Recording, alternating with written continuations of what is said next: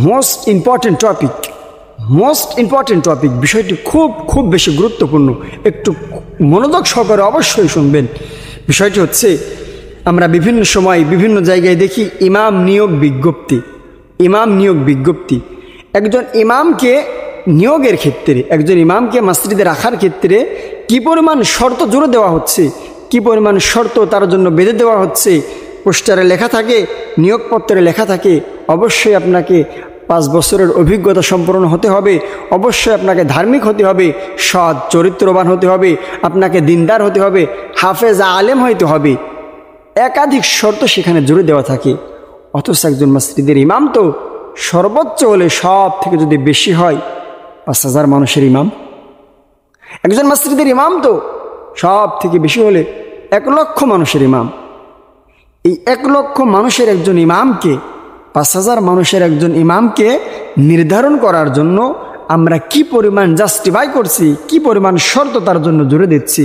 কিন্তু একবার আমার বিবেককে অবশ্যই আমি জিজ্ঞেস করব, আমি যে মানুষটিকে 18 কোটি মানুষের নেতা নির্বাচন করতে যাচ্ছি, 10 লক্ষ মানুষের নেতা নির্বাচন করতে যাচ্ছি, আমার ইউনিয়নের চেয়ারম্যান, আমি তাকে নেতা হিসাবে নিযুক্ত করতে চাচ্ছি, আমার উপজেলার চেয়ারম্যানকে আমি নেতা হিসাবে নিযুক্ত করতে যাচ্ছি, নির্বাচিত করতে যাচ্ছি, আমার দেশের সরকার প্রধানকে আমি নেতা হিসাবে নির্বাচন করতে যাচ্ছি। আমি কয়েকবার চিন্তা করেছি, লোকটি আসলেই সৎ কিনা, লোকটি আসলেই অভিজ্ঞতা সম্পন্ন কিনা, লোকটি আসলেই রাষ্ট্র চালানোর জন্য যোগ্য আছে কিনা, লোকটি আসলেই রাষ্ট্র চালাতে পারবে কিনা, সে গরিব দুঃখী মানুষের পাশে দাঁড়াইতে পারবে কিনা, আমি কয়বার চিন্তা করেছি।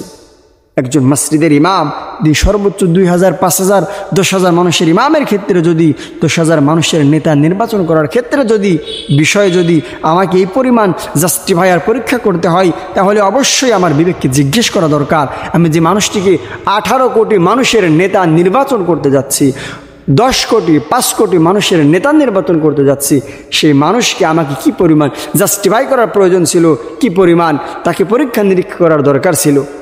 আল্লাহ তাআলা পবিত্র কোরআনে বলে দিয়েছেন, আমি কিয়ামতের কঠিন ময়দানে বিভীষিকাময় অবস্থায় প্রত্যেক মানুষকে তার নেতা সহ আমার সম্মুখে উপস্থিত করব, আমার সম্মুখে ডাকবো, আমার সামনে আমি তাকে হাজির করব।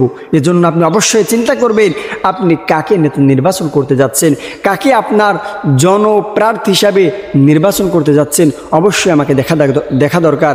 একজন মসজিদের ইমামকে নির্বাচন করার ক্ষেত্রে যদি আমাকে এতগুলো শর্ত দেখতে হয়, এতগুলো বিষয়ের প্রতি লক্ষ্য রাখতে হয়, তাহলে আমি যে মানুষটিকে কোটি কোটি মানুষের নেতা নির্বাচন করতে যাচ্ছি, অভিভাবক নির্বাচন করতে যাচ্ছি, তাকে কি পরিমাণ জাস্টিফাই, কি পরিমাণ পরীক্ষা করার দরকার ছিল।